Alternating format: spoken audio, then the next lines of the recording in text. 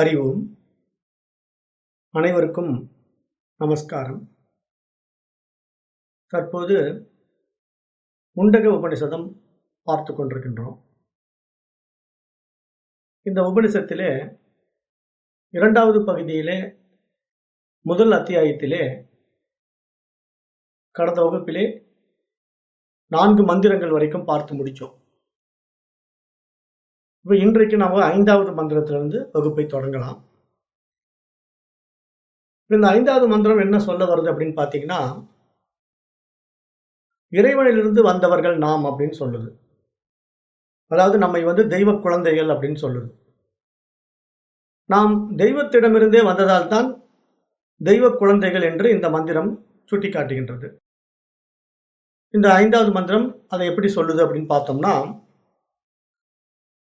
தஸ்மாத் அக்னி சமிதோ யஸ்ய சூரியஹ சோமாத் பர்ஜன்ய ஔஷதயஹ பிருத்திவ்யாம் புமான் ரேதஹ சிஞ்சதி யோசிதாயாம் பக்விஹி பிரஜாஹ புருஷாத் சம்பிரசுதாஹ. அந்த இறைவனிடமிருந்து வானுலகம் உண்டாயிற்று. சூரியன் அந்த வானுலகை ஒளிரச் செய்கின்றான். சந்திரனிடமிருந்து மேகங்கள் உண்டாயின. பூமியில் வாழ்கின்ற செடி கொடிகள் மேகங்களின் மூலம் பெய்த மழையின் காரணமாக உண்டாயின. மனிதன் அந்த தாவரங்களை உணவாக உட்கொள்ளும் போது உணவின் மூலம் புதிய உயிரணுக்கள் உண்டாகின்றன.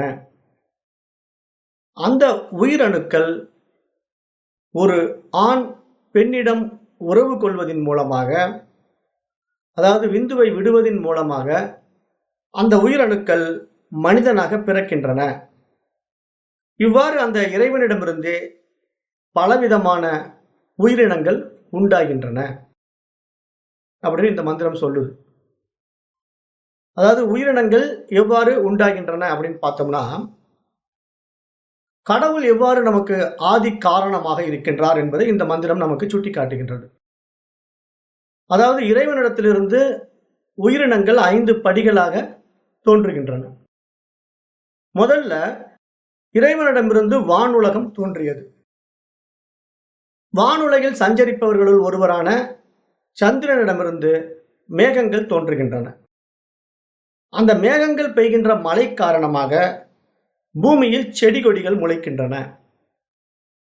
பூமியிலிருந்து விடுபட்ட உயிர்கள் மழை வழியாக செடி கொடிகளில் புகுந்து அதை உண்கின்ற ஆண்களிடம் தங்குகின்றன.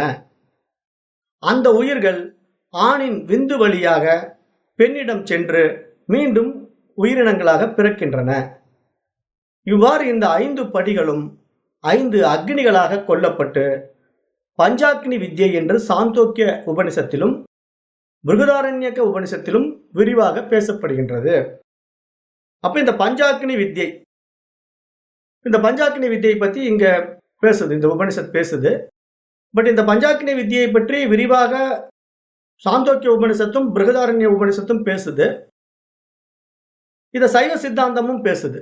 சைவ சித்தாந்தத்துல கூட சிவஞான சித்தியாருடைய சுபக்கம் என்ற பாடல்ல கூட இதெல்லாம் மேற்கொள்ளிட்டு காட்டப்படுகின்றது. இப்ப இத